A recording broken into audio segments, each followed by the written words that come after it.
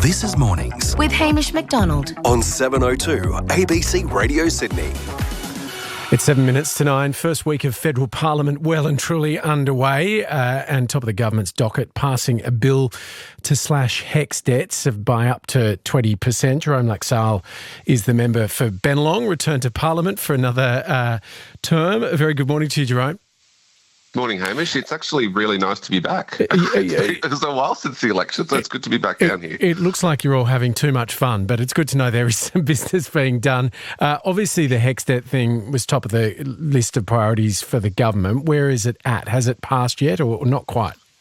No, so it's been introduced in the House. We expect 2 late night sittings next week, Tuesday and Wednesday, so that people can make their contribution. But we are hopeful that it goes through next week.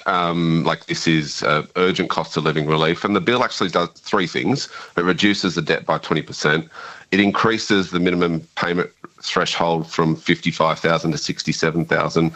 And it introduces a new, fairer repayment system so that if someone is earning $70,000, it's calculated on the income above the threshold, not the entire amount. So savings of around $1,300 on someone that earns $70,000. So it's just a fairer system. The Greens and some of the independents are calling on the government to go further. Here's a bit of David Pocock calling for the date of indexation to be changed as well. It is outrageous that people with a HECS debt are being charged indexation, effectively interest on money they've already repaid to the ATO. That needs to change as part of these HECS reforms. Is the government prepared to make concessions on that as well? Well, this was an election commitment. It was pretty big one. I know it featured heavily in my material, so we're honouring that commitment. But also we've made changes to indexation in the past. Of course, we had those really high inflationary years, and the indexation was calculated on CPI. We've introduced changes and backdated the refunds so that it now looks at wage price index or CPI. That was a really important reform, also recommended by the Universities Accord. The new repayment system is another reform, but there's obviously more to do.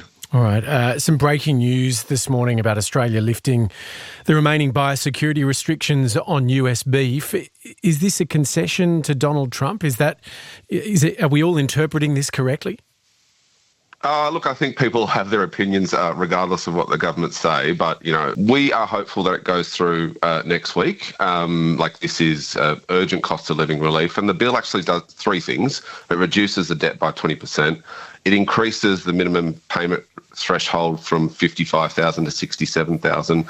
And it introduces a new, fairer repayment system so that if someone is earning $70,000, it's calculated on the income above the threshold, not the entire amount. So savings of around $1,300 on someone that earns $70,000. So it's just a fairer system. I think the Prime Minister down has been very clear that we won't compromise on our biosecurity. This review's been ongoing for quite some time, and the Department of Agriculture, Fisheries and Science are pretty satisfied that the biosecurity measures introduced by the US means that we can resume beef imports. I'll go to the shops and continue to buy Aussie beef. Would you buy American imported beef, Jerome? Well, personally, no. I'd buy Australian beef, but free and fair trade has benefited Australian beef growers right across the world. We're currently in negotiations with the EU to try and get them more market access. If we want more market access to the world with free and fair trade, we need to walk the walk as well. But how do we know that the biosecurity standards are being upheld?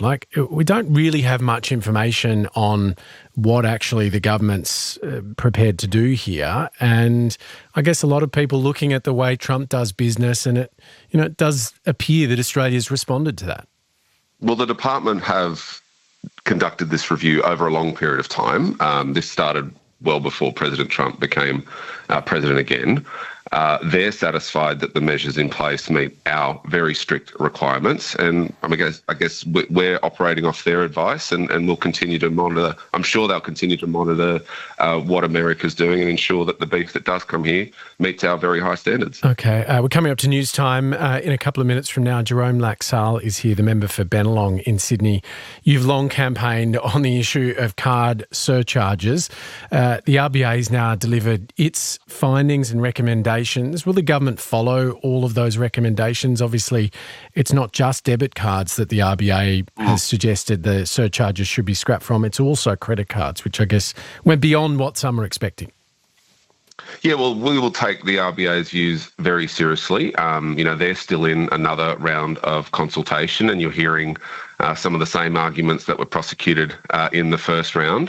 The RBA have put up their recommendations. We'll consider those along with broader industry feedback. But it just... Do you like the look of those RBA recommendations? Because you're pretty passionate about this. Yeah, I have been. What I really do like about the recommendations is that the RBA have, put it in black and white that conducting business in digital payments is cheaper than conducting business in cash, right? We all knew that, but it's out there now, and that's the principle that I have started this all on. If it's cheaper to conduct business and transact money in digital payments, then that should be reflected to the consumer. There are a number of ways to do that. The RBA have some draft recommendations out there now. We'll consider that and make our decision whether or not we need to legislate. We'll make that decision once the final decision has been made. Jerome Laxale, great to chat as always. Thank you so much. Thank you.